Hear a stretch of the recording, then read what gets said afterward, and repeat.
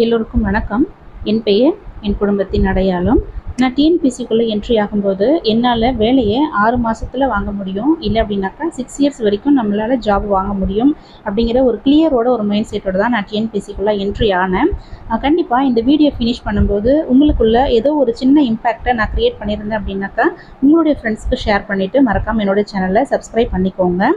நான் ஒரு 2 விஷயத்தில் மட்டும் கிளியராக இருக்கணும் அப்படின்ட்டு நினச்சேன். ஃபஸ்ட்டு என்னுடைய கான்ஃபிடென்ட் லெவலில் என்னோடய ஹெல்த் இஷ்யூ ஆகட்டும், இல்லை என்னோடய ஃபேமிலி சைடாகட்டும், இல்லை என்னுடைய ரிலேட்டிவ் சைடாகட்டும், எந்த வழியில் இருந்தாலும் எனக்கு ப்ராப்ளம் அப்படிங்கிறது வரலாம். பட் எந்த ஒரு இடத்துலையுமே என்னுடைய கான்ஃபிடென்ட் லெவலில் நான் எங்கேயுமே விட்டுடக்கூடாது அப்படின்னு சொல்லிட்டு ஃபஸ்ட்டு நான் கிளியராக இருந்தேன்.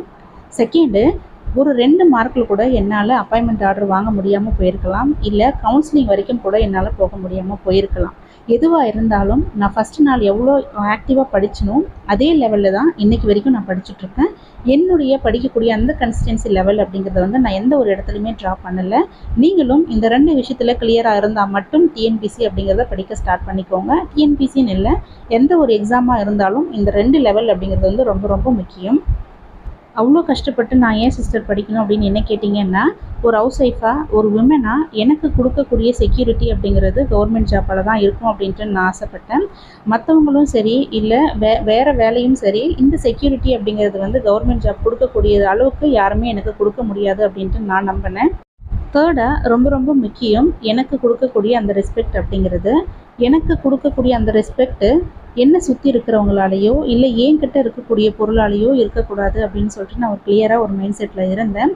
என்னுடைய ஹஸ்பண்ட் ஆகட்டும், இல்லை என்னுடைய பேரண்ட் ஆகட்டும், இவங்களோட ரெஸ்பெக்ட் அப்படிங்கிறது எனக்கு ட்ரான்ஸ்ஃபர் ஆகக்கூடாது.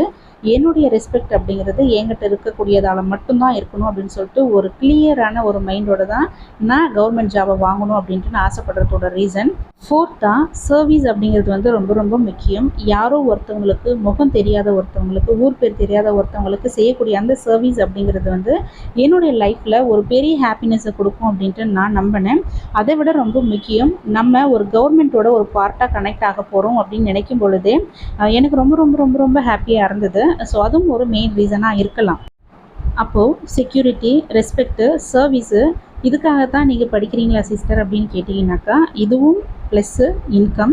எனக்கான இன்கம் அப்படிங்கிறது ரொம்ப ரொம்ப முக்கியம். என்னுடைய பேரண்ட்டு, என்னுடைய ஹஸ்பண்டு, ஸோ இவங்களோட இன்கமில் என்னுடைய லைஃப் அப்படிங்கிறது ரொம்ப ஹாப்பியாக தான் இருந்தது. நான் இல்லைன்னு சொல்லலை, இப்போவும் ஹாப்பியாக தான் இருக்குது. பட் என்னுடைய இன்கமில் என்னுடைய லைஃப் இதை விட இன்னும் ஹாப்பியாக இருக்கும் அப்படின்ட்டு நான் ஆசைப்பட்றேன். நம்ம ஹஸ்பண்டை டிபெண்ட் பண்ணியிருக்கும்போது அவங்களுடைய இன்கம்லேயே நம்மளுடைய லைஃப் அப்படிங்கிறது இவ்வளோ ஹாப்பினஸ்ஸாக இருக்குது அப்படின்னாக்கா, கண்டிப்பாக நம்ம சுயமாக நிற்கும்போது, நம்ம இண்டிபெண்ட்டாக இருக்கும்போது, நம்மளுடைய இன்கமில் நம்மளுடைய லைஃப்பை ரன் பண்ணும்போது அதில் வரக்கூடிய ஹாப்பினஸ் அப்படிங்கிறது 200% இருக்கும் அப்படின்னு சொல்லிட்டு நான் நம்பினேன். ஃப்ரெஷராக இருக்கீங்க அப்படின்னாக்கா, ஒரு கிளியரான ஒரு ஐடியாவோட, ஒரு கிளியரான ஒரு மைண்ட் செட்டோட நீங்கள் படிக்க ஆரம்பிங்க. டைம் வேஸ்ட் பண்ணிடாதீங்க. நம்மளுடைய லைஃப் அப்படிங்கிறது நம்மக்கிட்ட தான் இருக்குது. நம்மளுடைய லைஃப்பை யாரையும் டிபெண்ட் பண்ணி அப்படிங்கிறது இருக்கவே கூடாது. நம்ம டிபெண்ட் பண்ணுறது அப்படிங்கிறது நம்மளுடைய ஸ்டடீஸை மட்டும்தான் நம்ம டிபெண்ட் பண்ணியிருக்கணும். So all the best. நல்லபடியாக படிங்க. தேங்க்யூ.